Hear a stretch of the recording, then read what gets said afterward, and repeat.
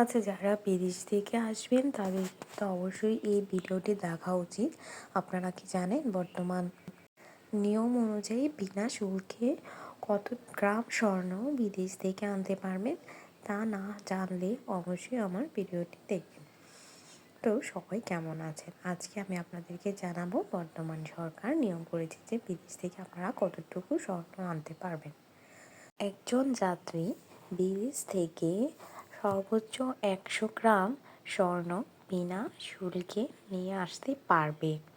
আর শুল্ক দিতে ১১৭ গ্রাম স্বর্ণবার আনতে হলে তাকে অবশ্যই ৪০,০০০ টাকা শুল্ক দিতে হবে। তার মানে আপনি যদি ১১৭ গ্রাম আনেন তাহলে আপনাকে ৪০,০০০ টাকা দিতে হবে। ১০০ গ্রাম পর্যন্ত আপনি বিনা শুল্কে আনতে পারবেন। তো আপনারা স্বর্ণ নিয়ে আসার সময় অবশ্যই এই ব্যাপারটা খেয়াল রাখবেন যে আপনারা বিনা শুল্কে কিন্তু শুধুমাত্র ১০০ গ্রামেই আনতে পারবেন।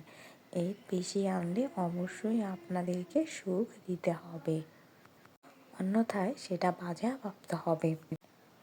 তো বিদেশ থেকে আসার আগে অবশ্যই আপনারা খেয়াল রাখবেন যে কোন জিনিসটা কতটুকু আনতে পারবো বা আনা যাবে না, অন্যথায় আপনারা কাস্টম অফিসে ঝামেলায় পড়বেন। তো অবশ্যই খেয়াল রাখবেন।